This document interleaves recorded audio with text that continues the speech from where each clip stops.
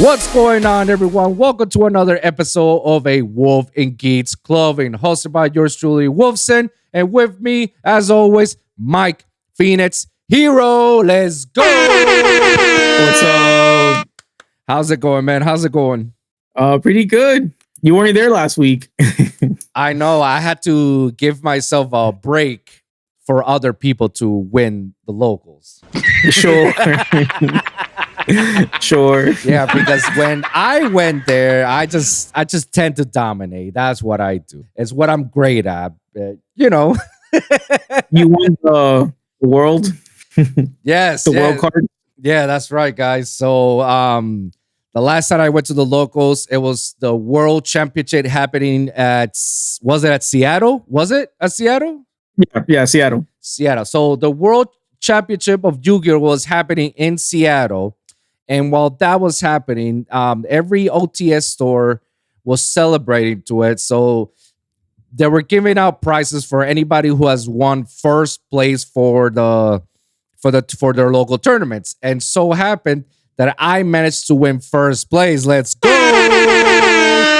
And what deck? Nonetheless, Tenpai Dragon Ball Breakers. It's the shit. It's the ban list. What ban list? It hit Tenpai. They get the button for Congratulations. that. Anybody? That ban list is still interesting. Yeah, that ban list is still. It's whatever, to say the least, because it didn't do nothing for my deck, and I just proved it over on that day. Here's like the pricing for everybody that can see it a little bit. It's little there you go. So everybody knows that I got it right there. There's the proof. I undefeated. Locals. I was very excited. I give a shout out to you, man, because you're one of the few people that we always practice. We talk about this. Shout out to you. Shout out to Matt, to George, and every other member from the community. Of course, Matt Card. Shout out to them for always give us a great community, great locals, and great pricing. So really was excited and happy that I barely win. The last couple of times I've won like twice before I won this one. And to me, this is a huge victory for me in my personal life as a Yu-Gi-Oh! Amateur Yu-Gi-Oh! Duelist. Because winning something like this is like, dude, this is like, it's almost, I wouldn't say it's impossible, but the stakes are high. Yeah. And I honestly did not, I didn't know it was the World Championship like happening in our locals as well. I was oblivious about it. So I just came there. I'm just playing Tenpai. And whatever I get, I get, If I win, I win. If I don't, I don't. That's like, whatever. And it just so happened that I won. I was like, oh, wow. So, okay, cool. And then, it's the world champion. Okay. We get pricing. Oh, okay. And then Travis showed me with the pricing and whatnot. I was like, wow, well, this is a great achievement. Yeah, cool. Absolutely. So, guys, here's my advice. Do not expect to win, and you'll win. It's called Murphy Law. That's what happened. Gotcha, bitch. Murphy Law, yeah. Yeah. But quickly, that one time on the locals when it happened, first round was against you. Finally, we finally had to see each other. First round. I built my deck 5 minutes before we started because I had the full updated Snake Eyes cache. Right. And then I was like, you know what? I want to play Cash Tier. I haven't played in a while. Let me just shifter some people. And I drew 0 shifters the entire tournament, but it is what it is. Yeah. So, I mean, you can go ahead. I mean, our first round, it was against each other. Your full power, or you say you weren't full power, but your cash power against my full power Tenpai board breaking with a little text. Both games I got the win. Even going first or second, I still somehow managed to got you. The first game was nuts. That you went first, and I just far piece and break and then that's GG. Yeah, like the second you said singing something, I'm like, okay, like game 2, there's no reason to. Yeah, no reason to continue on, and then you let me go first, and that's the time I didn't draw Heat Wave. So now I just like, okay, with only 1 second summoning and I can only do seals. Yeah, I don't know. I don't know how I managed to survive that one. It's because you said yourself you misplayed. I remember you said that you misplayed. It's like, no, I should have not gone it that way. And I have no idea what it was, but I was like, okay, at least I survived this one turn. Okay. And then just like finish it off on that one. That was that. That was I'm trying to remember what it was. You said it yourself that it's like, oh, I should have not done that. I should have actually gone this route. You know what? I think I used Dark Armed Dragon to destroy the stuff on your field. Yeah. But then you just summon. No, because you went into Prosperity, which is a one of, and then you went and you got Sand and Summonings. I was like, whatever, like it didn't matter. Emotional, damn it. You got a one of to dig into your other one of. So I was like, well, you got it, bro. Like, it is what it is. It is what it is. So yeah, guys, that's what happened in round 1. Round 2, I honestly, my memory is getting bad, and it's not a good. Round 2, I forgot who I faced, but definitely, Matt's friend. He was playing on Mimibu. No, it wasn't playing Mimigo. It was going cash as well. He was going cash, and he went full with Shifter and Shangri-La. So he definitely blocked my zones. Yeah, I know who you're talking about. Yeah, that guy. So, I believe we all went to game 3, and I beat him on game 3. Yes, because he was playing cash with Cosmos. Yes, the Cosmos. Yeah, because I have no idea what Cosmos was doing. And I was like, oh, so that's what you. Oh, yeah. So game 1, I got it. Game 2, he got it because he burned me and OTK me with the Cosmo. And then game 3, it was just like, that's it. I got it. Because I just told him, no, you go first. And then as soon as he went first, he did his little board. I just like board break him altogether. Yeah. I was just like, yep, that's it. And then round 3 was with George. And that was the scariest one because George was playing his Dragon League version. And he's like, oh, fuck. Like George is at his best when he's playing his deck. Yeah. But luckily, for some reason, I had the hand traps at that time, and I had the board breakers to destroy his board, and I managed to beat him on the. Oh yeah, it went to game 3. Yeah, game 1 I got it. Game 2, he got it, and then game 3 I got it, and it's all thanks to the Mulcharmy Perilia. Yeah. The card that I thought I was never gonna use, and when the ban list hits, I've been hearing everybody and saying to everybody, "Oh, Tenpai needs to have Mulcharmy now. Now it needs to be because now you need to get whatever it takes to search it." It's like I guess, and I only had the 2 Mulcharmies, so I was already handicapped as it is. And holy shit, the 2 Mulcharmies, it helped. It helped. And I was confused of how Mulcharmy really works because I know it's like when you activate it, you draw a card every time you normal special from the hand, which for George is like it's the worst nightmare for him because that means I could just draw. But I don't really understand or comprehend the second effect, which is like we have 6+ on the difference on your opponent's board, then you shuffle back. So I don't get that part. Could you elaborate a little bit more so I can understand it? Let me read it. But basically, they don't want your hand to be super big. So Maxi, so what happens is when you play Maxi on your opponent's turn, if I draw a 10, I have like a 15 hand. So I'm starting my turn with 15. Mulcharmy is like, well, that's outrageous. Yeah. Let me reread it, but it's basically what's stopping you is they want you to start your turn with like not having a giant hand. So is it if the number of cards in your hand is more than your point? Yeah. So if they have like 3 monsters, right? Yeah. 3 monsters on the field, then your max hand size can be 3 plus 6. So your max hand size can be 9. So they're telling you you have to shuffle back until you have 9.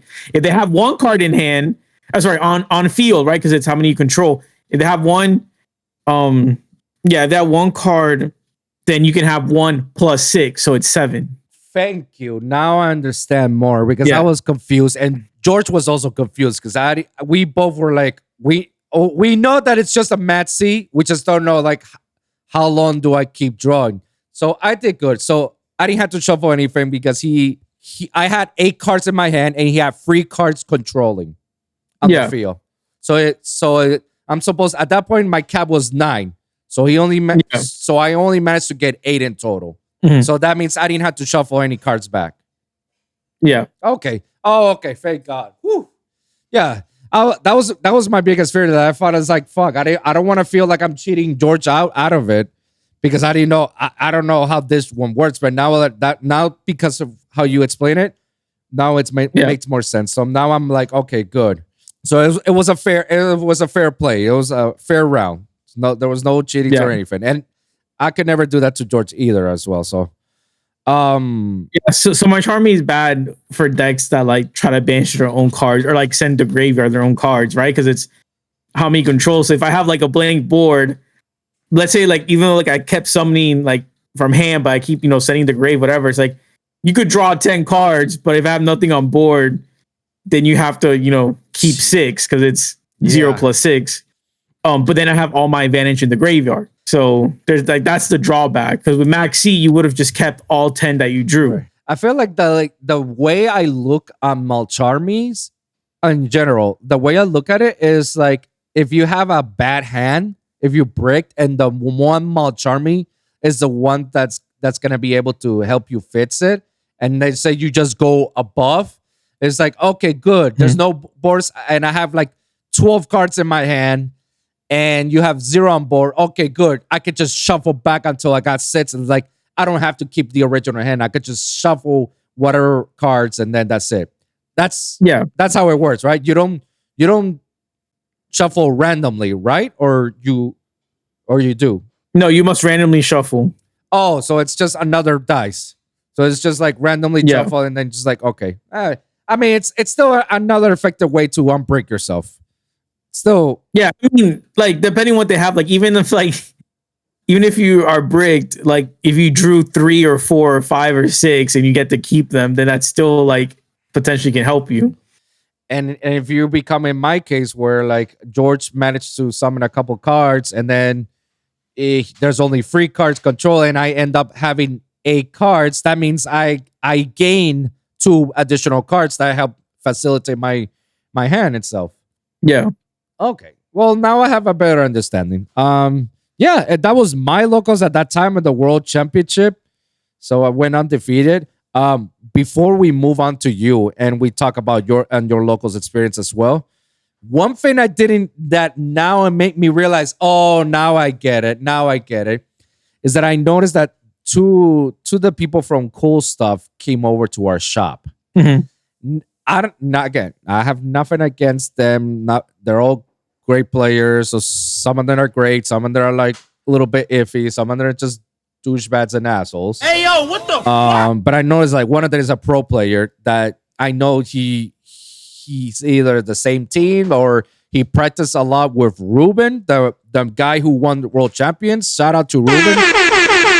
Congratulations for him for winning world championships all the way from Florida. I know he practiced and he's like within that same group. So I know he's a pro player. It's funny that they came over to the shop thinking like, oh, I'm gonna get my chances of getting the world championship pricing on a store that like everybody's a nobody, instead of going on the store that I'm usually try to get stuff because you'll get wrecked by other players. So it's funny how they decided like, oh, we're gonna go to Mad Cards and we're gonna beat these guys and we're gonna do this as a team. It's like, so if I win, I share it with you. If you win, you share it with me, and that's how you split the pricing. Well, guess what? They get the button for that. Congratulations, you played yourself. Did they say they were doing that? No, this is just me putting conspiracy theory tinfoil hat on me. It made a lot of sense. Because I've only seen them on regionals and on Cool Stuff tournaments and any other They tournament. never come to our store. No, yeah, I understand. Exactly. They never come to a store. And any other person who's from Cool Stuff or any other of those shops like Prodigy, and that there's like that we all know that's where all the pro players play. We all know that's their hub, basically. Any of those guys come over to our shop, we know that just makes me believe like you're not here to practice or anything. You're just here to try to beat everybody, one of us, and then claim your prize for yourself, you know? It just and it's funny because they believe they had the chance, and it's like, nah, not with us. Like, this is nobody plays meta for the most of it, and everybody plays the most diverse format ever. Like, that's like the pro player's worst nightmare coming to our shop. Like, even our guys, like, they don't have to be very skillful, but to have like rogue decks that you can't counter because your deck is basically ready to counter meta and not rogue, they're gonna have a hard time. Like, even I saw the guys going against what's his name, Ancient Gear guy, Devin. Is it Devin or is it God? Val? Thank you, Val. Oh, Val. Yeah, Val with his Ancient Gear shit.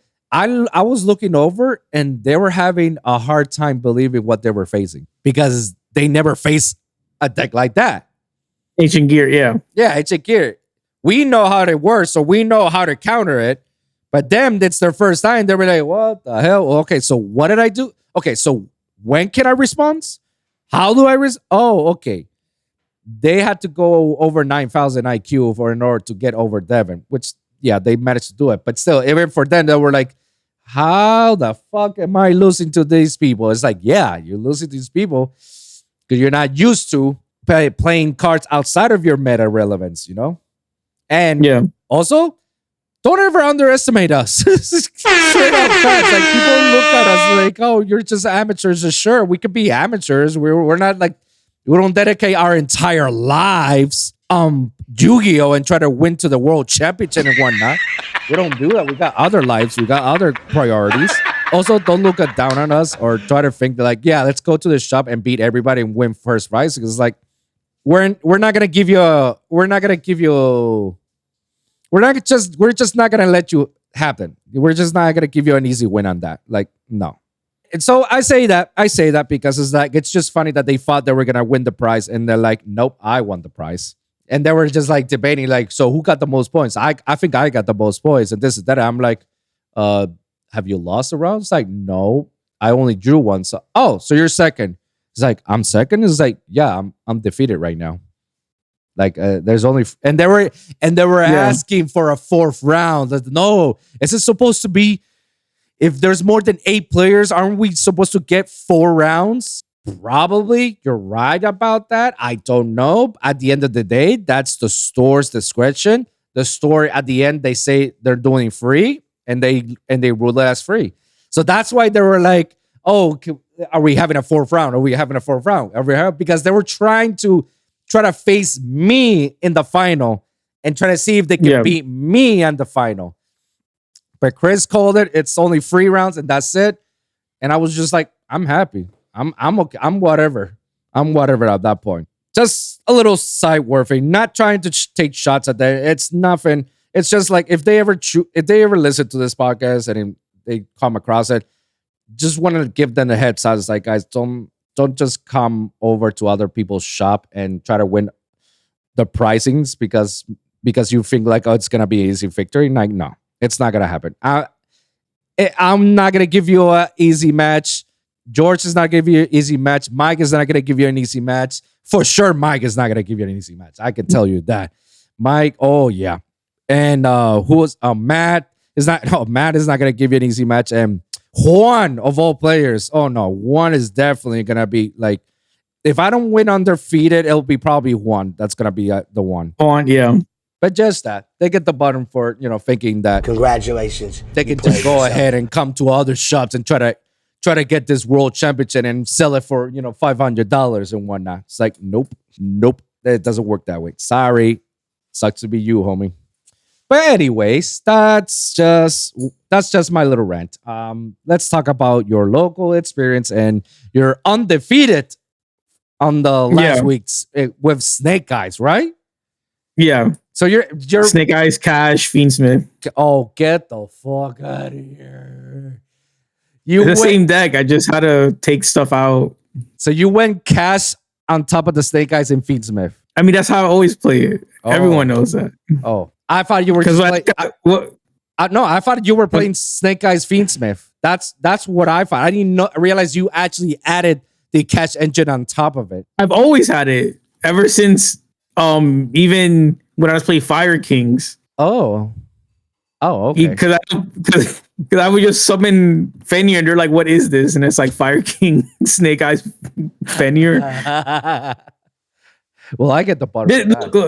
Look, my philosophy is if a deck can play 3 Max C, I'm just adding 3 Fenrirs. So that's it. Like I'm not gonna waste my time trying to be like, well, what can replace the 3 Max C? But I was like 3 Fenrirs, call it a day. Well, yeah. And in the deck it works nicely because there are times I'll summon Cash, search Fenrir, like Fenrir search Fenrir, and then I have Diabell Star in hand, so then I can get rid of the Fenrir. I just grab the special summon Diabell Star. So it's like I still have my opening hand basically.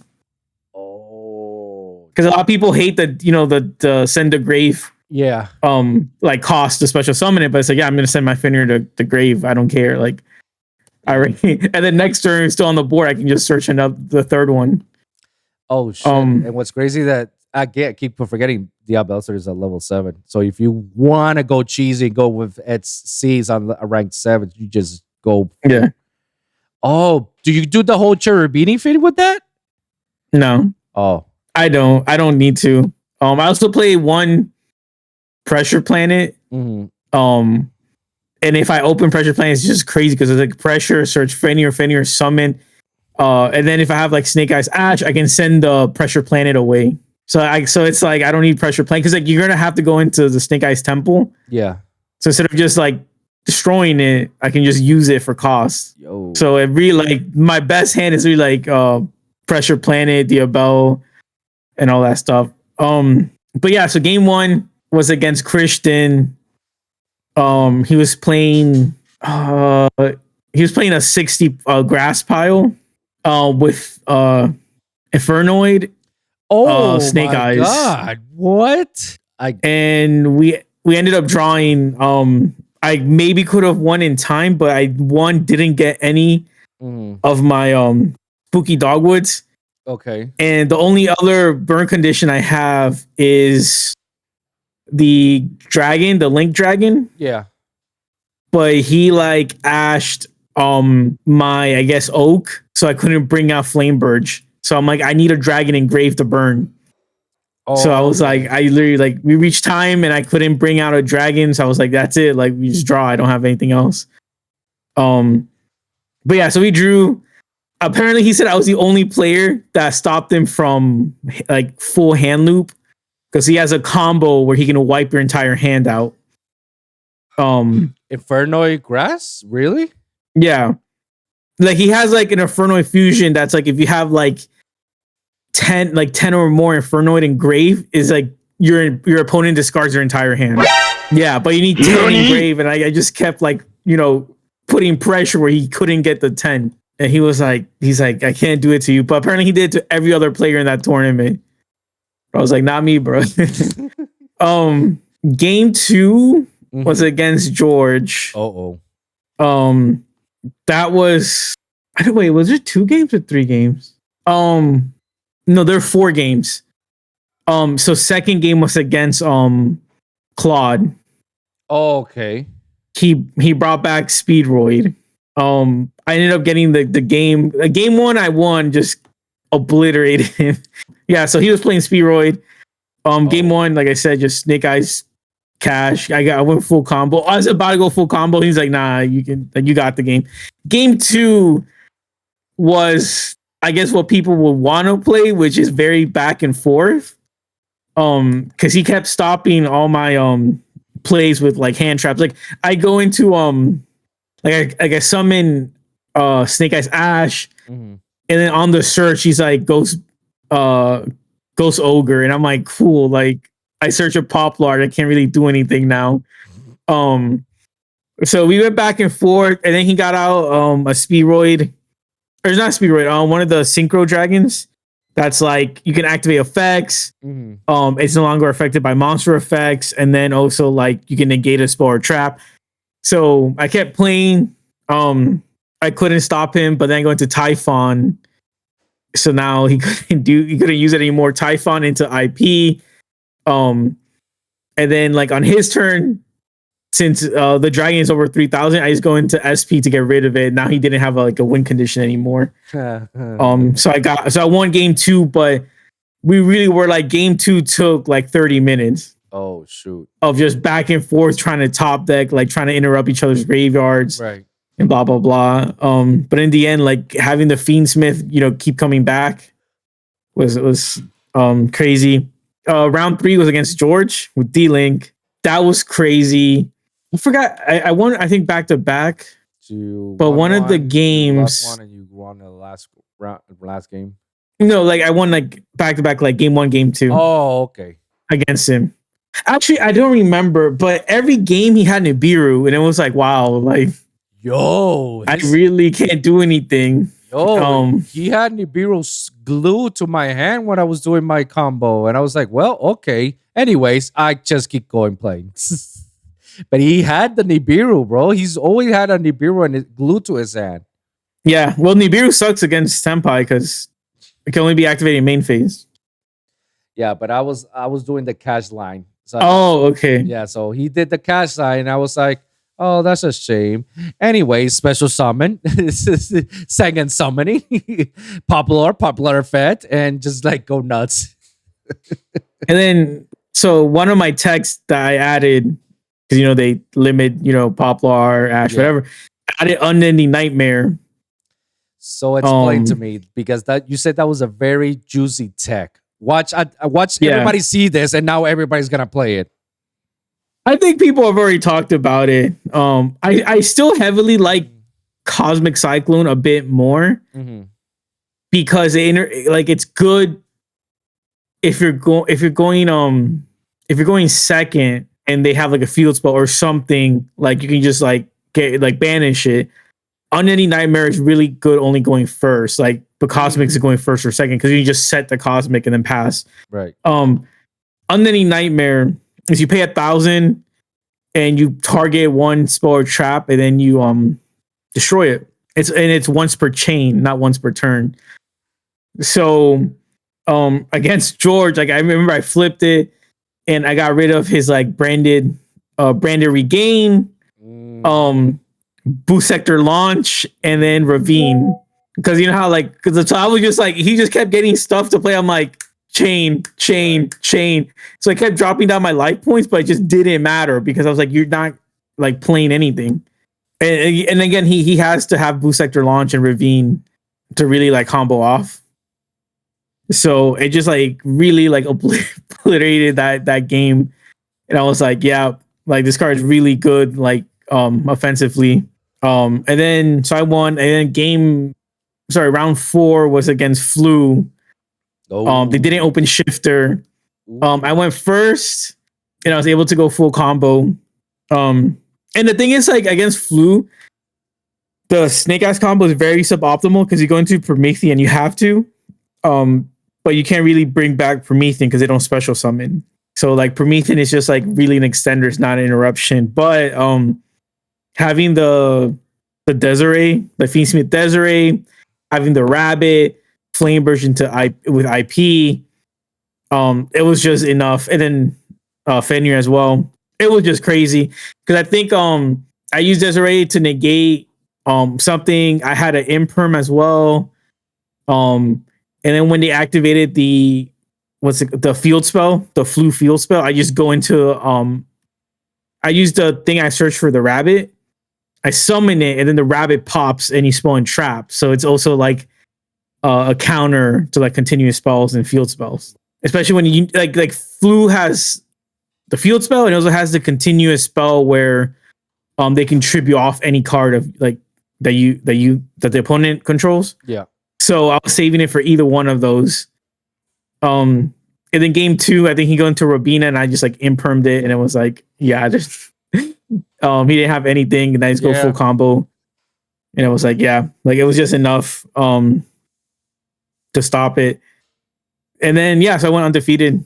Let's go. I will say that I think you like for Snake Eyes, at least for this version, which is what everyone's gonna be playing, you need to be like a better pilot.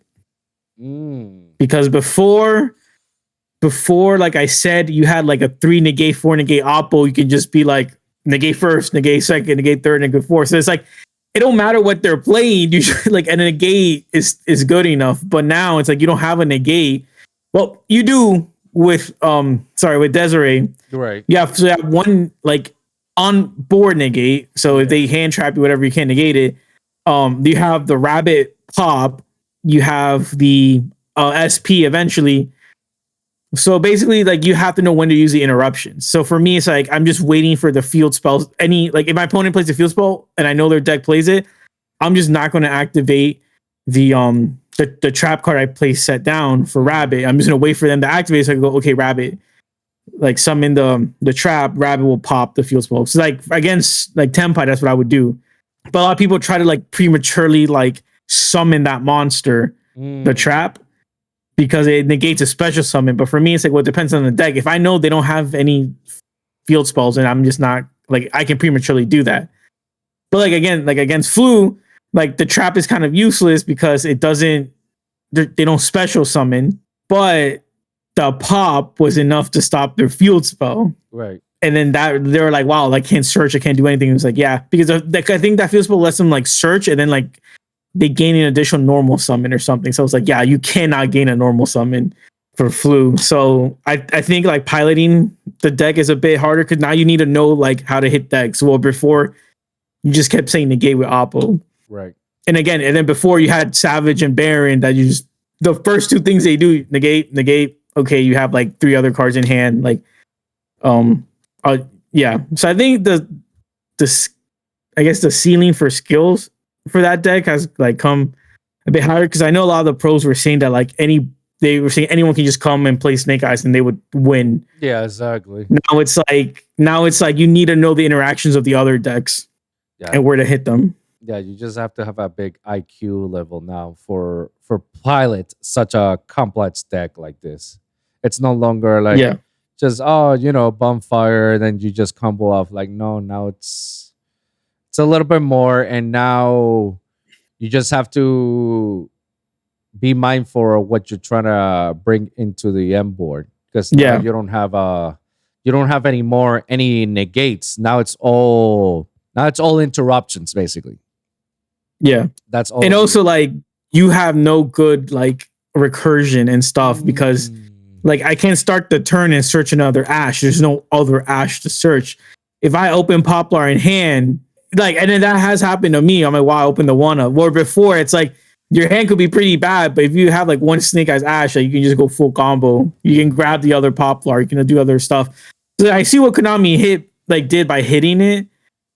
Because again, you can have hands where it's just like I can't play this. Right.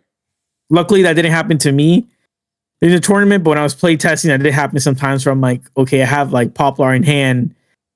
I can't really do much. But there were times like I think against Flu, like I did have Poplar in hand. But I had Ash.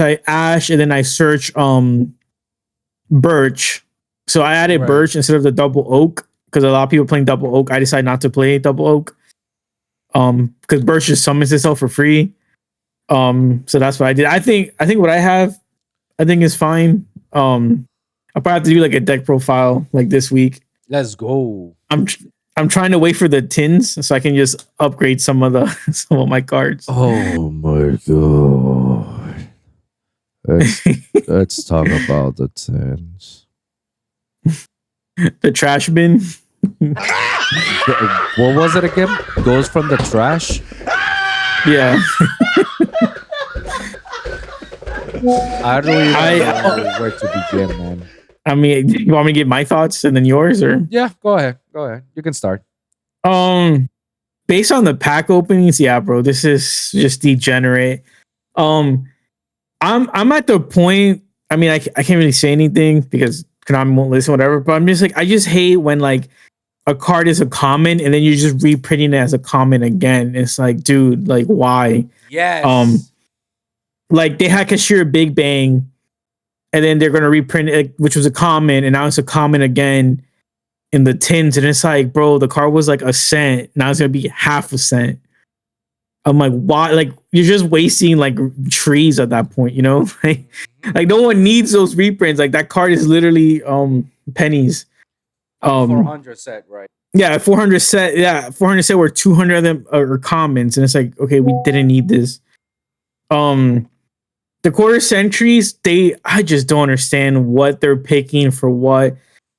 If you see the set list, it's kind of funny because they only have one trap and it's Torrential Tribute. And I'm like, who is playing Torrential Tribute or who is wanting it as a QCR? Like there's so many like better trap QCRs, in my opinion. Honestly, like I would have picked Undeadly Nightmare.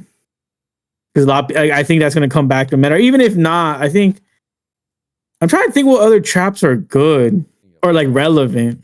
I mean, you can even reprint for the high-risk rarely any of the limited to one floodgate cards. Like QCR. Or you can just not have a trap. That's also fine too. It's just funny that they said that's they decided to pick like we have all monsters basically, and then here's a random trap. And it's like, okay, like thank you for the representation or whatever. The QCRs, they're interesting. They added random stuff like Ruby Carbuncle. Like I like Crystal Beast, but like you added one of them. Seal of Orichalcus. Just why? Okay. I think they really went like anime heavy. Again, like Ruby Carbuncle, that's Jesse's deck, like Jesse Anderson from GX. Like I get it, but at the same time, I'm like, I feel like the tin should really have value because those QCRs, I don't think they're going for more than $5. I guess, which is not bad. Like if you want them for your deck, like that's good. I think there's two perspectives, and there's people that are going to say the tins are good. Maybe from like a store perspective because everything is short printed. Right. So they're pretty happy, which I guess is good for them. But then the duality is now the player base is like, this product is trash. Right. Like I literally watched all the pack openings when it came out, like times 4 speed. I did not see one SP pulled. And I'm like, then that's the card people want. It's not getting pulled. Like, I didn't see the new Dark Magician. I saw maybe 1 or 2 pull the QCR Dark Magician. But I saw like a lot of repeats. Like I saw Chaos Angel was constantly being pulled. Ooh. And I was like, like, I mean, it's whatever. Like it's a good card, but again, it's not the card that like should be spammed like in the tins. Yeah, I'm just fairly disappointed. And then also what we talked about was like all the secrets got reprinted as prismatic secrets, and it's like, okay, cool. Like I feel like the whole tin set itself, I feel like it's trash, and I feel like it's the most laziest thing that Konami has ever done. Like they could have not gone any lazier than just like slap the cards right there and call it a day, and that's it. Like you were saying, reprinting big Kashtira Big Ben again into a common when we already have a common. Why would you just waste your time on reprinting it again into another common? At that point, just give it a super, or at least give it the rarity pump that deserves ultra. But just reprinting a cash, that's just lazy. And like you said, like I keep telling you, every time I see the announcements, I just send you a text about it. It's like, bro, they just reprinted all the secrets from all the sets, reprinted it again into a secret. I'm sorry. Prismatic secret rare. I'm sorry. It's a different secret, I guess. I'm sorry. I feel like it's the most laziest work they've ever done. I feel like they done they put so much effort and work on giving us like a nice looking world championship and shadow duelist with the guy from One Direction that they completely forgot about. Like, oh yeah, we gotta do this. Yeah. I don't know. I feel like that was completely lazy and hence it's trash. And I agree with you. It for the player base is hard garbage, but for all the vendors, oh my god, it's Christmas Day for them. Because to them, they don't care. They're just gonna sell it and they're just gonna like, oh, you didn't pull it? Well, I still got more. I still got a case. I still got a couple. Yeah. Like, you wanna pull more? You could get some right now. So for the vendors, for them, it's easy. And it's an easy thing for them to sell to casual competitors or people are trying getting into because they can say like, oh, last year this car was $100. Now with this tins, it's gonna be $20.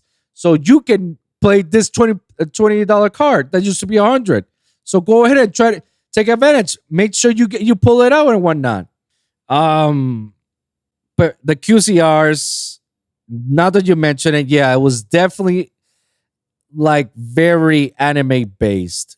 Like everything was like from the anime, and even some of the cards from the 5 arc, because it made no sense having silent boots unless we're having some more Phantom Knight support later down the road, and that's why they decided to pull that card. I don't know. Some of them is just it did not make sense. Well, like which silent boots? I need to see. Hold on. I need to see. Because I can tell you like what's the relevance like for it. I mean, I'm not defending Konami. I'm just telling you like I know their logic, but that doesn't mean their logic is correct. No. No. Their logic is never correct. Agreed. But I can still try to explain it. No. You could do a great job on explaining it, and when you explain it, it makes sense from that perspective. It's like, yeah. I get it. But their perspective is wrong. But no, their perspective is wrong. Yeah, the perspective. Yeah, I will always say that Konami is wrong. Like, the funny, and again, let me pull just it up. for Okay, now I got it. Just for the haters, remember how many people said Fenrir is going to be reprinting the tins? You remember how many people are saying, "Come on, Mike, it's going to be reprinted." Why would it? I'm like, every guy, it has 3 printings. It has 3 printings. Why would he want a 4th? Yeah. And they're not that expensive either. Yeah, I don't understand people. Like they're gonna reprint it. Why? They already reprinted the last year's tins. And they had the ultra rare, the ultimate, and then the prismatic secret, which prismatic secret. Yeah. Yeah. They're not gonna reprint it again to a super. That will go probably to the Bonanza set, if anything. If anything, they want to. Yo, if the Bonanza QCR Fenrir, let's go. That's what I want. Yo, that'll be fire. No, I'm not gonna lie. QCR Fenrir, yeah, that's fire. Okay, so I'm looking at it right here. For the quarter centuries, the quarter century Blue Eyes, I kind of want it, Loki, because it's the first original printing. So, all right, okay with it. The 5-piece of Exodia, I knew it was gonna happen because last year they reprinted the QCR, the head. It only made sense that they need the arms and the legs too. I don't know why they didn't do it all at once, but again, Konami. We're talking about Konami. Toon Kingdom and Relinquish Anima. I guess because it's Pegasus and whatnot. But again, do we care? Right? I will say Anima. Yeah. Toon Kingdom. Anima, yeah. Toon Kingdom is like, sure. Scapegoat. Who the hell plays Scapegoat in this age? Unless this is for Go format. I totally forgot. People still play Go format and Edison format. So some of these cards made sense for them at those formats. But then when you pass, okay, Seals or Calculus, like nobody really asked for it. Yeah, that's his anime. Guilty Gear Free. Why? This one Super Poly Target. This one is the one that you were so pissed because you know Konami is trolling. The Wake Up Your Elemental Hero. Well, I was pissed because they showed Aster Phoenix dueling, and then there was like, oh, let's just put this one. And I'm like, I mean, all the hero fan base is going happy about it, but I'm just like, why'd you show like Astro Phoenix? And also like, we don't have a QCR Flame Wingman yet, you know? Like, if you're gonna have like an anime rep, it should have been Flame Wingman or Avion or Bristinatrix or Malicious, like Destiny Hero Malicious. Right? Not Wake Up or Eat, like he's not in the anime. So that really annoyed me. I couldn't agree more with you, man. Jubel, sure, because we got the Jubel people. The gadgets, I go for, man, I guess. Chimera Tech, I guess For George. Yeah, for George. Yeah. And his Cyber Dragon. Honest.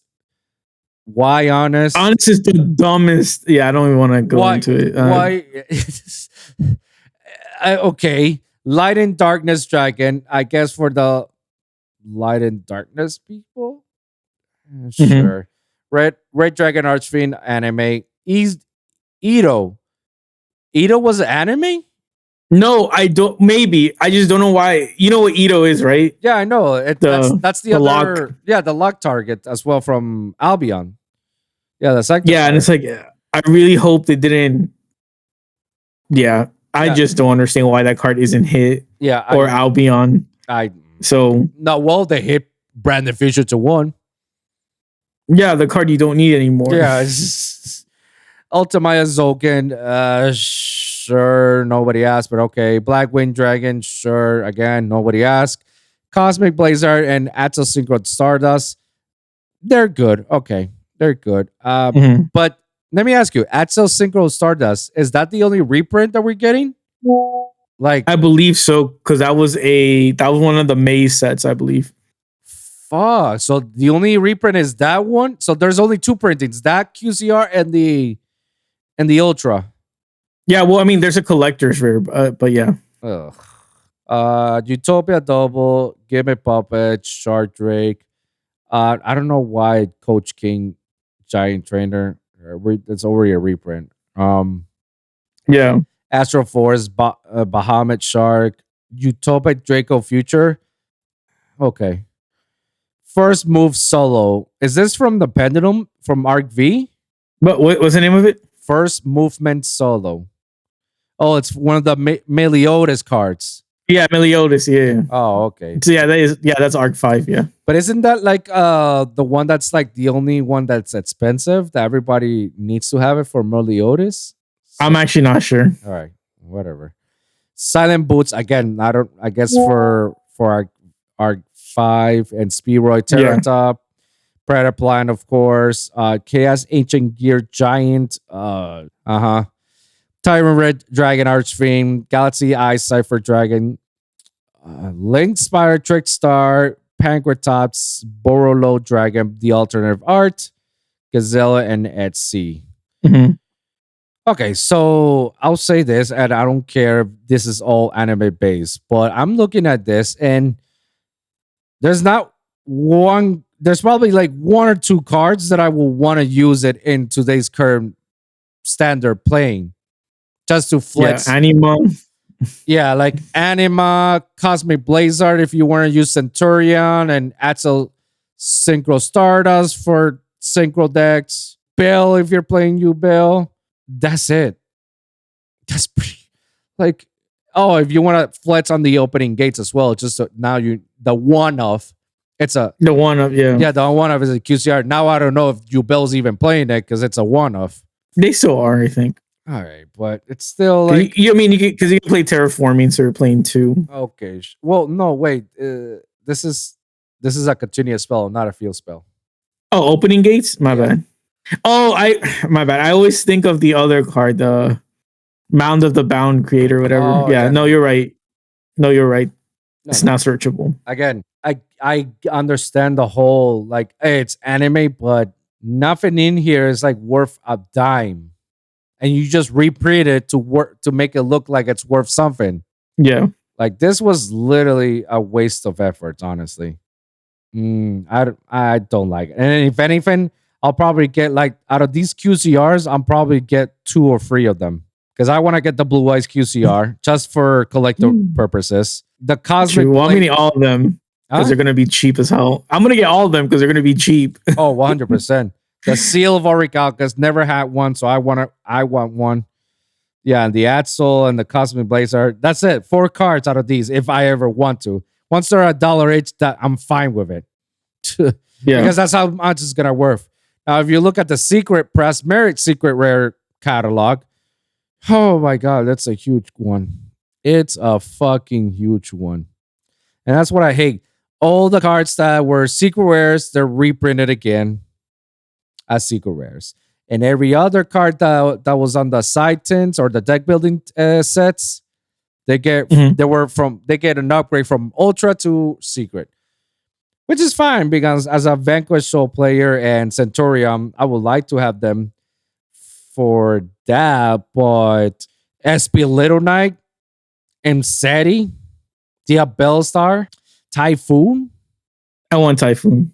Astrolaud, it's a Dispater, Crimson Dragon, alternate Raigeki. Oh, well, now you have to get Rysar and Tier Element Cash because now they're highest rarity. Yeah. Theosis, Frost, like, what is this? Like, what is this? And then these new cards that they just printed out, the Fiat, the Primal Being. Mm-hmm. What do you think about that card? Because I found its juices a little bit interesting. That's like a wannabe Nibiru. Yeah, I'm not sure about it yet. I want to see it like used actually before I give my opinion, but I don't know. It just doesn't sound like. I mean, I'd rather play normal Nibiru. It's part of the Nibiru lore. So yeah, but again, like there's no. I'm looking at these secret rares. It's like there's no creativity out of it. They just like slap it and call it a day and just like, yep, it's secret. And then I look at the ultras. All the ultras I'm looking at right now as I'm glancing, they're just bad overall. Overall, they're just bad. Like unless you're playing a certain archetype and you're like, ooh, I want to get that archetype that, that rarity treatment. Yeah. Because otherwise, everything is just trash. I'm looking at it right now. It's like Vanadium. Who's playing right now Vanadium? No one. Yeah. So why are we getting all the Vanadium cards as ultra rare now? Nobody's playing it, and it's too. That Vanadium can't catch up. They don't have any Omni Negates, so it's like they're susceptible to Nibiru and everything. So again, the Evil Czars. Why are we putting the Evil Czars, the Gold Prides, Ultra Rares, the Chimeras? Sure, if we're playing Chimera, bro, they even wasted on the fucking Arctic Polar Star, the Arctic cards. I feel I don't know. I feel all those commons should have just been supers because they're like, oh well, we're not printing supers or rares anymore for the tins, and it's like, yeah, but. Don't leave commons. Like, we don't want commons. No, again, to discuss more about the tins, it's just like beating a dead horse. Yeah. It's a trash set. Like, it's a very trash set, and it's very lazy. Like, if anything, there's just, it doesn't make me or anyone else, like, wants to buy a tin. If I do buy a tin, it's so I can support Travis or in his shop. So like one or two tins is like, all right, that's it. I'm putting there, $40 just to support him in the tins overall. But for me to get a case like that, like, no, bro, it ain't worth the money. Go get your money's worth by getting the singles and watch how the market is gonna flush down. Like everybody's gonna get the singles, bro, because it's gonna be so cheap and so accessible.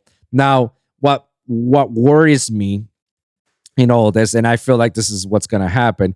You said that SP Little Knight, like out of like how many videos you did not see one SP Little Knight? I feel like SP Little is gonna be the most short printing and sought out card, and it's gonna and the price is already expensive as it is, and just getting this reprint, which is this was supposed to be an easy accessible reprint. Like, okay, now I can get SP Little at a cheaper price and it'll be easy for me to get it. I feel like that's not going to be the it. I feel like it's gonna be short printed, even though they say no, there are no short prints. Like, yeah, there's gonna be short prints because if you do a 400 card pool, you have to buy. I'm doing math in my head. What, 20 something cases to get an SP? I'm probably off. If one case is how much? How much is one case is going for? 180? The minimum? That's the How many cases do you have to get to make it worth one core set case? I don't think it's worth, bro. No. You might you should just buy the singles. Yeah. Just buy the singles. It's the only way, guys. We're telling you guys it's not worth it. Not even close. To finalize this is because this week we're getting the tins, right? Yeah, I'm pretty sure it'll be released by the time the episode's in the by the time on YouTube. Yeah, by the time the episode airs on YouTube, the tins will be released. So you guys go ahead and pick it up at your local OTS stores. But in our personal opinion, my opinion, don't get it. It's not worth the money. If you want to get it because you want to support the store and you want to get the case because I've been collecting all the cases, sure, buy one or two. Don't go excessive. And by the hands of God and the power of Rod, that you on that case you pull the freaking SP Little Knight, but bro, you got the pull. You got the golly pull. Don't spend any more money on tins. Just go straight for the singles. But if you didn't get it, that's fine. Just go singles. Regardless, I'm just going to tell everybody go for the singles. Don't waste your time or your money on buying tins because this is the one tins that I will say it ain't it. Yeah. It ain't it, Chief. I got nothing else to say about the tins other than it's just a trash set, and I hate that Konami has been posting and promoting this tin set as of oh my god, it's a set, this is gonna be it. But every time they post, it boils my blood even more because it's just you're just trolling, guys. You're just it's Komani. It's lazy writing, and it's basically it doesn't matter because people are still gonna buy it. That's the mentality that they're going for right now, and it's so obvious. Yeah, people are still gonna buy it, and it sucks. Yeah, people are still gonna buy it. Yep, I'm done. I'm done ranting. You got any final thoughts? No, it's a disappointing set. But I called it, dude. I said everything was gonna be garbage. They were not gonna downgrade anything. No. As soon as I start seeing we're reprinting SP and SETI and all these other cards and Black Witch, and we're like, wait, what? Black Witch? But didn't you just say that you're reprinting Black Witch from Bonanza? So what? What's going on? This is not a good sign. And I thought I was gonna get a nice little SP Little in ultra rare. I mean, we got a Masquerena in ultra rare. And we got it in different rarities and different alternate forms. And I like the alternate form. I figure it's okay, they might go with that route, but no, I played myself on that part. Yeah. Now we're just hoping that the Bonanza set is gonna be great. Now we're just hoping that we're gonna see a reprints of SP Little 5 different times. We'll see. The next core set is coming in October, I believe. It's what you call it, Rage of the Abyss. Rage, yeah. Same day as Union Arena. Oh my god, are you serious? Yep, the same Wednesday. Wow.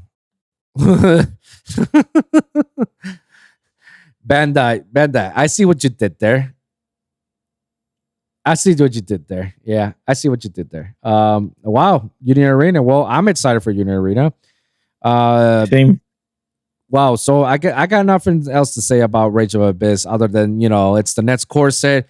It's not gonna be another ground breaking set, or maybe it will be.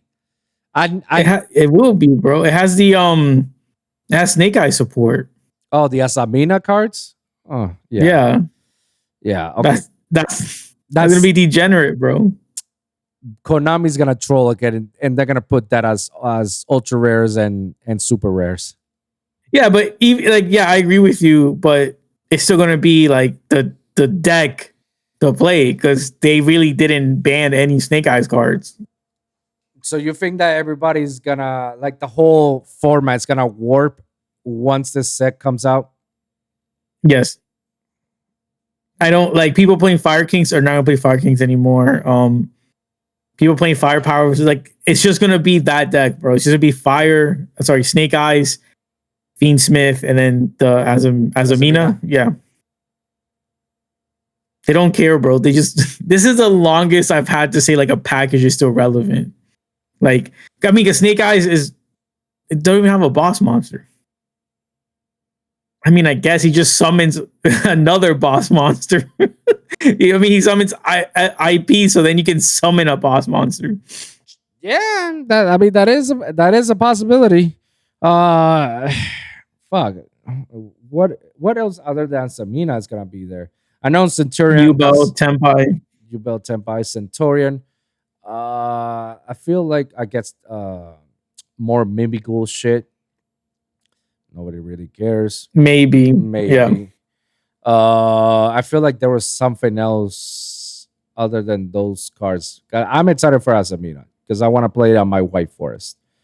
I'm blacking out, but it doesn't matter. It doesn't matter because I think it's either November or December is the deck building set crossover breakers. Yeah, that's the one that I'm like, I want to invest. That'll be like my last investment before my baby comes around. That's the deck because that's gonna have the shifter deck, Malice, which is like I'm excited for that deck. And then people will say like, oh shit, Malice is gonna be the one that's gonna be expensive. But now as I look at the OCG, it seems like Rizal might be the meta contender. And Malice will be coming second, which is crazy. Crazy for a shifter deck like Malice. But it just proves my point that shifter is not strong, is not bannable. No, I agree. 100% I agree. Shifter is shifter deck, but why is it not one? Why is it not the best deck? Because shifter is just random. You either draw it and you win, or you don't draw it, and then your deck has to carry you. Shifter, like I always say, Shifter is one of those cards that's a format dependent card. It's not the card that you want to play on every format unless your deck is about that life. Like if your deck can play under Shifted, then yeah, by all means, you're lucky enough to play it. Now, is the deck gonna be in that level of competition with the meta? That remains to be seen. You have to be a great pilot at that point for you to actually say like, yeah. Again. All those people that are talking nonsense about shifter, they get the bottom for that. Congratulations, you played yourself. Again, I don't know how many times we keep saying shifter is not the card, it's not the problem.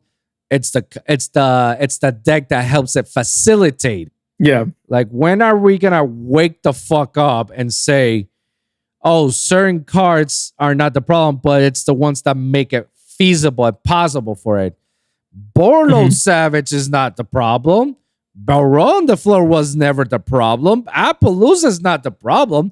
It's the cards that make it accessible and easy to spam it out. It's a problem. Yeah. Like, how are we still, to this day, still arguing about, like, yeah, it was a good hit about Appaloosa and Barrow, but not acknowledge the fact that the only reason why they were even considered to be banned is because there were these degenerate cards that got printed out that gets you to those crazy end boards. How are we still saying, oh no, it's not the end board? It's like, what? So yeah. So I'm just waiting for that to show, because I'm pretty sure when Crossover Breaker comes out, but at that time, that's going to be the next ban list, right? Did they already put like a date for the next ban list? No. Oh, fuck. So it's just hoping that it's going to be in December. If they're going to repeat this year, it might be January 1st. Because that's when the ban list went effective this year, was January 1st. Oh. Anyway. Unless they want to say, we want to see how crossover breaker affects the format and delay it by 6 weeks. And it's like, okay, thanks. Wow. You delayed 6 weeks. That Snake Eyes was still the best deck. Thank you. Again, they get the button for that. Congratulations. Oh, wow. You played yourself. Yeah, bro. The next good thing from Yu-Gi-Oh! Is just that Rage of Abyss and the crossover breakers and Bonanza to finish up this year. Then next year we'll find more reveals. Phantom Darkness. So they already revealed more Evil Hero support. They revealed Speed Roy support, which is like kind of crazy, often weird. It's like, okay. Crystron support, which is like everybody on the holy shit, Hulky Fibrax is gonna come out of the Let's Sit. Hulky Fibrax is banned forever. The way they have to bring back Hulky Fibrax in the most errata version is that they have to include not only a tuner but a Crystron name. Yeah.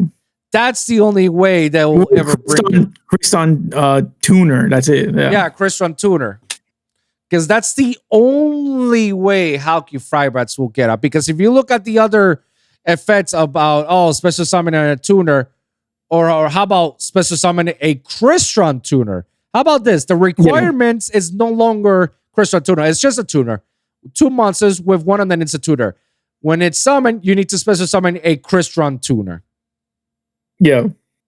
And then when you do the quick synchron effect on the next turn, it has to quick synchron a Crystron monster. Yeah. Like you have to put it in the most errata version of it that not many people will be splashing that shit ever again. Like that, you have to like kill the card basically in order for like, only Crystron players can use it. Or, oh no, I can still splash Hulky Fibrax. This one Crystron tuner? Okay, sure. I'll just put the one of Crystron tuner. Mm-hmm. Okay. Sure. It's still not good. And if you draw the Crystron tuner, then you're donezo. Again, you have to errata the card enough for it to say like, oh, this is unplayable. This can only be played for Crystron players. So anybody who says like Hulk is coming out, let me go and start buying out on the market to buy out a bunch of Loto Hulky Fibraxes. Yeah, guys, you get the button for that. Congratulations. Because you played yourself. as much as I want Hulky to be out, it's never gonna come out, and it'll be errata. It'll be nerfed. Just the same way they did with Firewall Dragon. They nerfed it so much that people like don't really give a shit about Firewall. So Phantom Darkness, it's coming out. Next year for sure. So far, those are like the only support, right? Like I haven't heard anything from Phantom Darkness other than the like Crystron support. Mm-hmm. So I don't know what's happening with this set. It's so funny because this set is color themed black, and those black sets tend to be not the greatest. Like it always has some good or bad support depending on what deck you're playing. But it's like I don't think we're gonna have a generic card. I can be wrong. We've still got time for it to reveal. They're probably gonna reveal the one card that's gonna everybody's now gonna buy that core set. But as of right now, I'm not impressed. And so far, all the new support, I'm still not impressed either. So yeah. I don't know what else to talk about. That's pretty much what I gotta say about it. You have anything else? No. All right. Guys, let us know in the comments down below what you guys think about the current state of Yu-Gi-Oh! You like it, you hate it.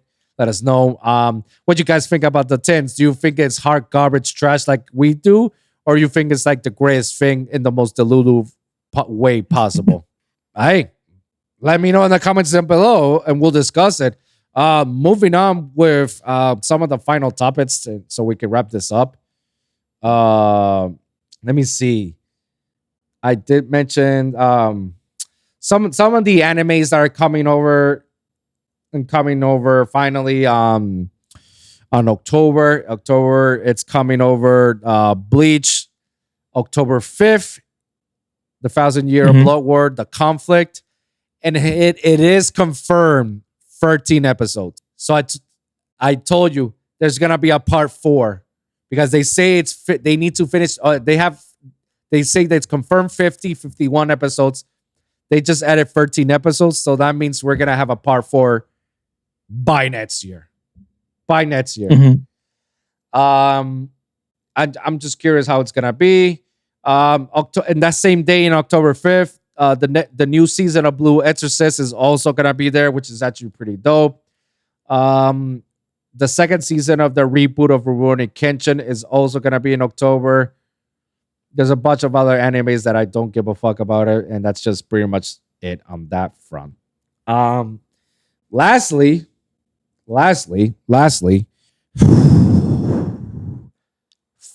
I told you about this when we started, and I'm just like, whoa, okay. Like, there's some that I knew, some we've heard, and then some that I'm like, oh, what? So currently, there's right now 40 film/TV video game adaptations that are currently in development. Some of them are gonna get released soon, and some of them are in the early stages in development. So this is one of those, what you think about it. So the first one I'm gonna tell you is Alan Wake. I don't know anything about Alan Wake. Sorry. It's just a psychological game that's like psychedelic, but there's also supernatural elements on top of it. I don't know if there's. Here's the thing: it doesn't say whether it's a film or it's a TV. Some of them you can tell it's a TV or a film, and some are like, I don't know.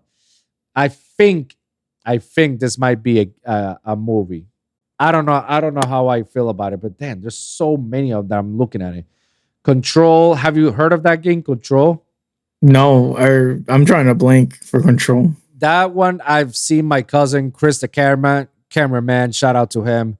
I've seen him playing that game. It's definitely another psychedelic game, but it has like shooting aspects and it has like psychic elements that you're a psychic, and it's a huge puzzle game. That's like, it got me so confused, and you get easily like confused. I don't know if that will be a film. It looks more of a TV, if anything, because the way how big the game is. Ghost of Tsushima for a video game movie. Very interesting. Mega Man. I did not know Mega Man was gonna be a thing. Did he say which Mega Man? Based on the title and on the font title, I think it's gonna be the original Mega Man. The original Mega Man? Okay. Yeah. We'll see. Last of Us Season 2. Yeah, we know about this. This was gonna be a thing on HBO Max. Can't wait. They did such a good job on the first one.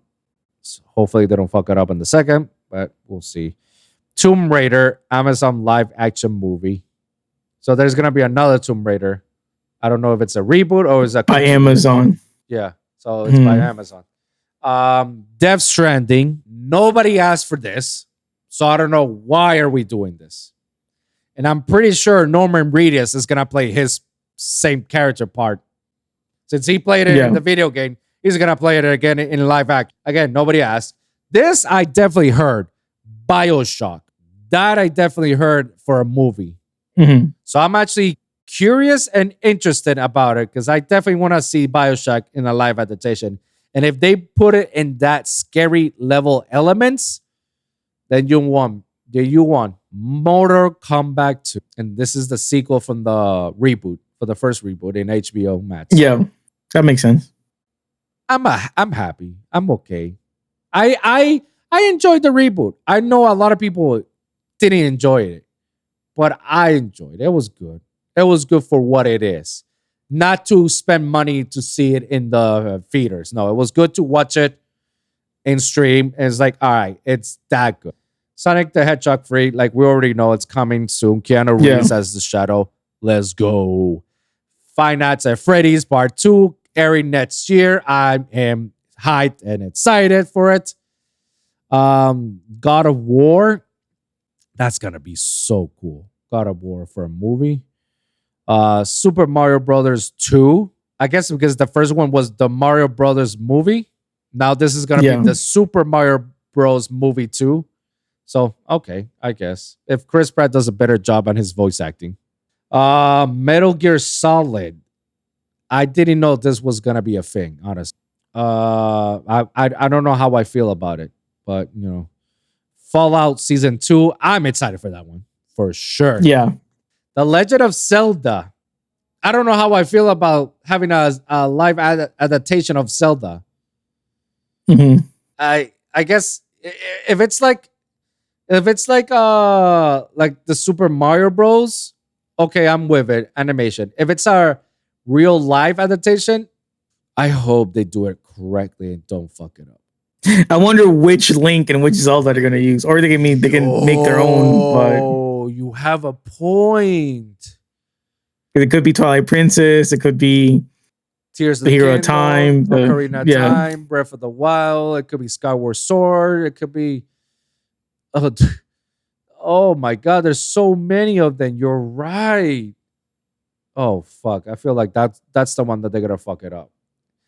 That because I feel like that's the ones like we're not gonna use any of those stories, any of those games. We're gonna make up our own story. Oh yeah. Oh no, I could just visualize it. Oh jeez. I feel like it's gonna be animated. I feel like if they put it in animation, it'll be a lot more better approach than put in a live adaptation and make up their own story. But then again, I don't know. Because the end goal is to make a Smash Bros movie. So oh, that is a point. That is a good point. Yep. The NCU, the Nintendo Cinematic Universe. The NCU. We started with Super Mario. Now we need Donkey Kong. Now we need to get Pokemon. Zelda, Samus. Pokemon with Pikachu. And yeah, we got this. We got this.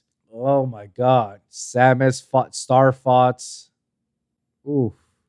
And then we get all the Final Fantasy people. Holy shit. This is Ready Player One all over again. Yo, Secret Levels. I'm excited for that one, by the way. Until Dawn. That's gonna be another scary movie. Mm-hmm. What I don't understand about this one, Until Dawn, is that it's a very good video game horror.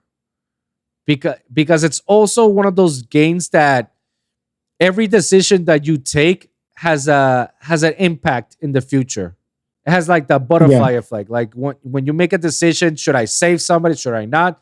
Should I flinch? Should I dodge? It will impact some way, and it will let you know who survives at the end. And there's like multiple endings.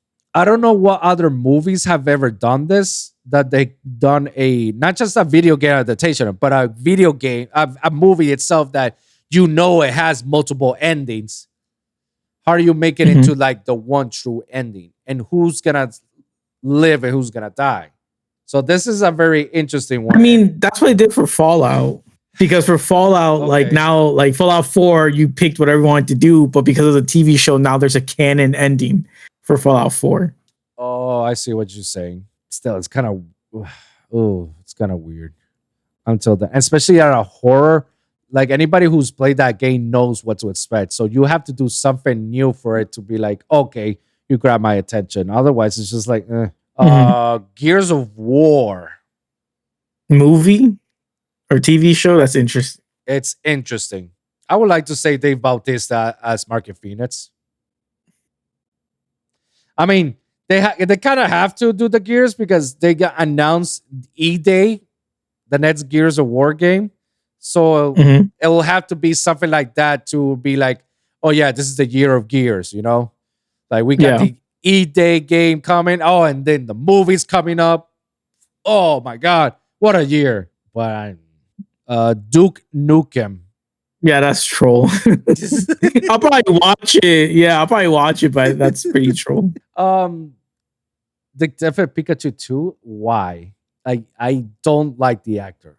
Like Justice Smith, I Mhm. just don't like him. Like and it's because like when I first saw him in the second movie of Jurassic World, like he portrayed such a like a pussy ass character that is so cringe and makes me like wanna like deuce. Let me slap the shit out of you so you can wake up and stop being so scared. Like Jesus, you were so annoying. His character itself was so bad and annoying.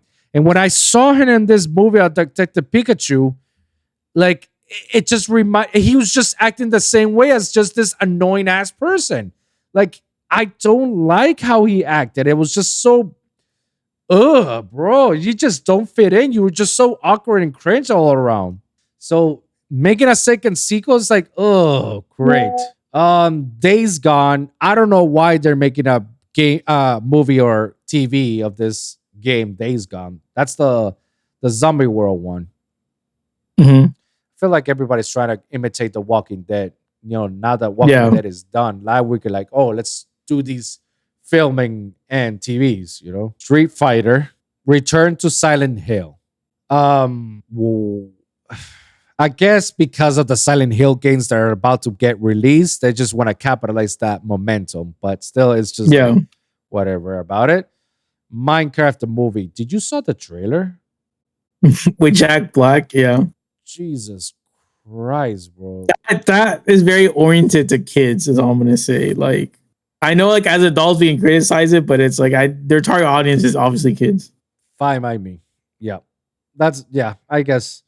I didn't know this was a thing. Gravity Rush. They're gonna make a film and TV out of it. Like I don't even know what that is.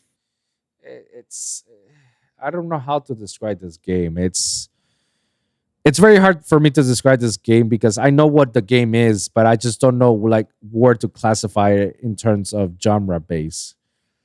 I mean, that's fine. I'm just saying, like, I've just never heard of it, so I have no opinion. It's one of those games that's like there is no lore, there is no campaign, there is no nothing about it. It's an open world type game. Mhm. I don't know. Yakuza, Like a Dragon. Okay. Pac-Man. They're gonna make a Pac-Man movie or TV. Sniper Elite. I mean, we don't have enough war games and war movies and whatnot. Sure. Stray. The Stray. Or Stray. I don't know what that game is. Somebody let me know in the comments. Arcane season 2. I gotta watch. Let's go. I know you're hyped for that one. I gotta watch the first season. I don't even like League of Legends, but Arcane is so good.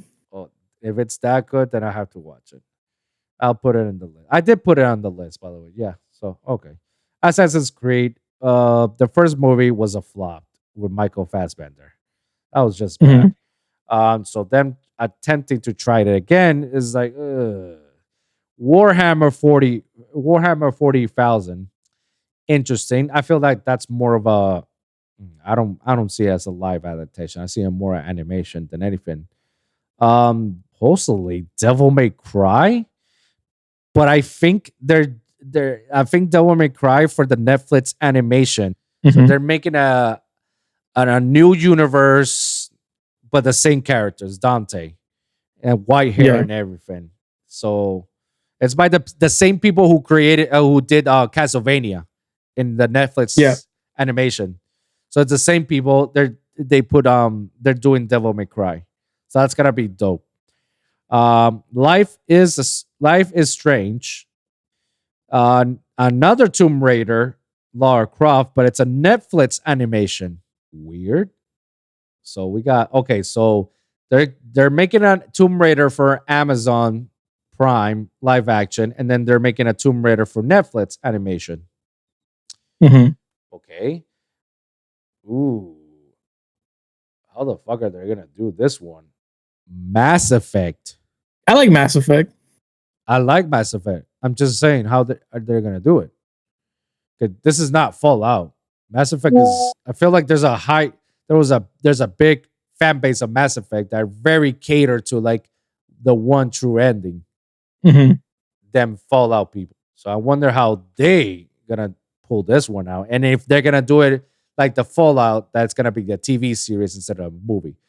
I think it's gonna be a TV series because there's no way you're gonna fit one Mass Effect game into one movie. There's no way. Like, this is not fucking Avengers. Like, you can't put all that in one, no matter how much you want to try. The Sims, who asked? Nobody, but we're doing it anyways. Uncharted 2, why? Because Tom Holland and Mark Wahlberg did so well in the first one that we need to do a second. Sure. I don't know why. Did you watch that movie? I never ended watching. No, I did not. It was that bad. Don't worry. Seafood, never heard of it. And lastly, which this was definitely confirmed, Watch Dogs. Oh yeah, Watch Dogs. Yeah, that was definitely confirmed. It was a thing. So yeah, those are like the movies and films that we're expecting. Do you have any final thoughts out of those? Not really. I mean, Arcane, definitely. Zelda, I'm gonna watch. Gears of War, definitely. Yeah, same as you mentioned. I'm gonna try to watch Arcane 1. BioShock, I'm definitely like curious, and I'm like, ooh, I want to see that one. Devil May Cry, obviously, I'm gonna see that regardless. There's just quite a few that I'm like, yeah, I'm gonna see it.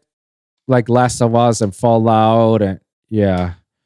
And then there's ones that I'm like, do I have to see it? And then there's ones that like, I don't want to see this. I don't want to see this. Yeah. But yeah, bro, I think that's it. We can just wrap this up for today, man. Just a little quick episode. Sounds good. Yeah, guys, let us know in the comments down below what you guys think about today's episode, and let us know what you guys think about this video game adaptations that are currently on development. Before we wrap this up, plug yourself out. Let the people know where they can follow you, man. Yep. YouTube, TikTok, Instagram, Mike Phoenix Hero. Check me out. I do deck profiles, unboxings. Check out Rafa's video still on his Tenpai board breaking. And hopefully I'll be able to, put up my own Snake Eyes, updated deck list. Because I do know I'm trying to pull it out before the YCS so that I can say people copied me. Yeah. You heard it, guys. No, Mike is the number one. Mike is the first one. All right, guys. I don't care what anybody says. Mike is the first. Okay. So yeah, bro. Thank you very much for coming over, man. No problem. And thank you guys for tuning in. And don't you forget to like and subscribe for your weekly episodes here at now the new at it'll be youtube.com/wolfgeekpod. That's right, guys. I managed to change it. You can check it out at wolfgeekpod.com. That's wolf with a V, geekpod.com. That's right. You can check that out. youtube.com/@wolfgeekpod. And you can also check out my Instagram at wolfgeekpod as well, guys. You can also check the audio versions in SoundCloud, Spotify, iHeartRadio, and Apple Podcasts from within the channels of Wolves and Music, the Lone Wolf Podcast, and A Wolf in Gates Clothing, guys. Comment down below. Let me hear your thoughts. Share your experiences. If you got a specific topic you want us to cover, please let us know in the comments down below. We're going to do our best to talk about it on the next episode. So, guys, thank you guys for tuning in. We'll see you guys in the next one, all right? Peace!